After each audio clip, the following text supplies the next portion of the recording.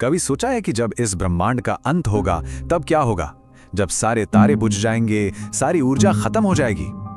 ये कोई नया सवाल तो नहीं है, लेकिन एक कहानी है जो इस सवाल को खरबों सालों तक आगे ले जाती है, ठीक समय के अंत तक। Insufficient data for meaningful answer. यही वो निराशाजनक सा जवाब है जो एक सुपर कंप्यूटर बार बार देता है। एक ऐसा जवाब जिसने इंसानियत को ना जाने कितनी पीढ़ियों तक परेशान करके रखा, जब भी उन्होंने वो एक सबसे बड़ा आखिरी सवाल पूछा। आइजैक एसिमोव की जो क्लासिक कहानी है द लास्ट क्वेश्चन, उसकी पूरी बुनियाद यही संघर्ष है। एक तरफ है एक कंप्यूटर जो वक्त के साथ बस शक्तिशाली और शक्तिशाली होता जाता है, और दूसरी तरफ है एक सवाल जिसका जवाब वो कभी ढूंढ ही नहीं पाता। और ये सफर चलता रहता है इंसानियत के साथ साथ ब्रह्मांड के अंत तक। तो यही है वो आखिरी सवाल, एंट्रोपी। मतलब बिल्कुल आसान भाषा में समझें तो ब्रह्मांड का धीरे धीरे खत्म हो जाना, हर चीज का बिखर जाना, ठंडा पड़ जाना। सवाल यह है कि क्या इस प्रक्रिया को रोका जा सकता है? क्या इसे रिवर्स किया जा सकता है? और जैसे जैसे इंसानियत फैलती गई, वैसे वैसे ये कंप्यूटर भी इवॉल्व होता गया। सोचो, मल्टीवैक्स से शुरुआत हुई जिसने पृथ्वी को सौर ऊर्जा दी, फिर ये इंटरस्टेलर, गैलेक्टिक और आखिर में कॉस्मिक एसी बन गया। एक ऐसी मशीन जो आखिर में पूरी इंसानियत की सामूहिक चेतना के साथ मिल गई। हर पीढ़ी के साथ इस कंप्यूटर की शक्ति बढ़ती गई, इसका पैमाना बढ़ता गया, लेकिन वो एक सवाल, वो हमेशा वही का वही रहा। तो ये तो हो गई कहानी, लेकिन इतनी बड़ी, इतनी कॉस्मिक कहानी को सिर्फ शब्दों से आगे कैसे ले जाया जाए? कैसे किसी को वक्त के अंत का अनुभव कराया जा सकता है? यहाँ रोल आता है साउंड का, ध्वनि का। ये क्रिएटिव चैलेंज है। सोचो, खरबों साल, सितारों का मरना, ब्रह्मांड का ठंडा पड़ना, इन सब भावनाओं को जगाने के लिए सिर्फ लिखे हुए शब्द काफी नहीं हो सकते। एक माहौल बनाना पड़ता है, एक ऐसी फीलिंग क्रिएट करनी पड़ती है जो उस खालीपन और विशालता में हमें खींच ले।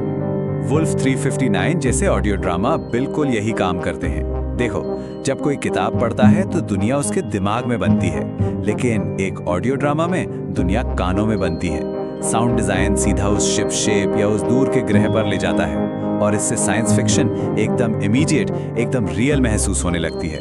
तो इस कॉस्मिक एहसास को क्रिएट करने के लिए एक प्रमुख तत्व है जिस पर हमें फोकस करना है, ड्रोन।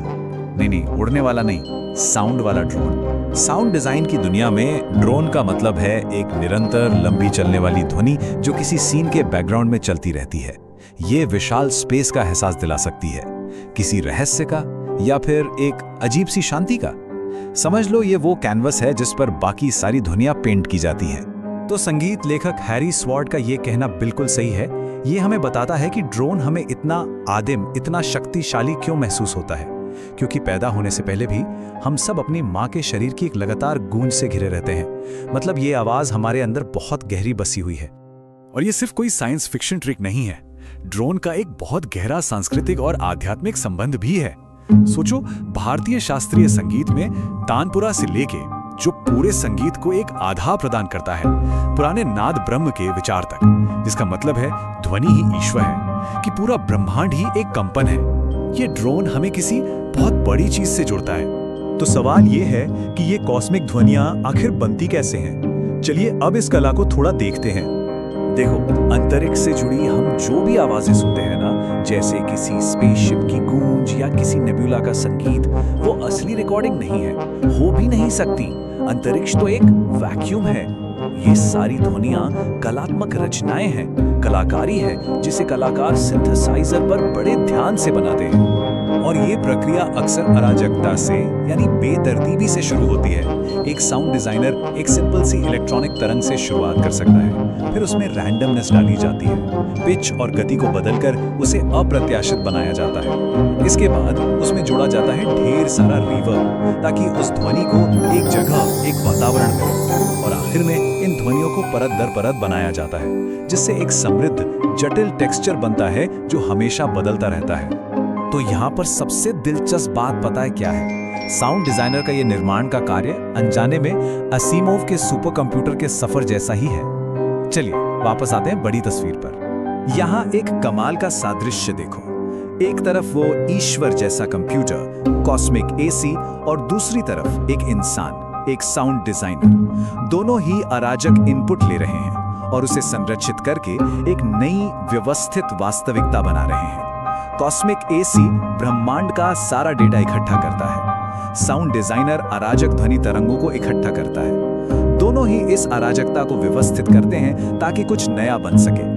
और यही वो पॉइंट है जहां सब कुछ जुड़ जाता है। एंट्रोपी को उलटने का मतलब ही है ब्रह्मांडीय संगठन, मतलब अराजकता को लेना और उसे एक पैटर्न देना।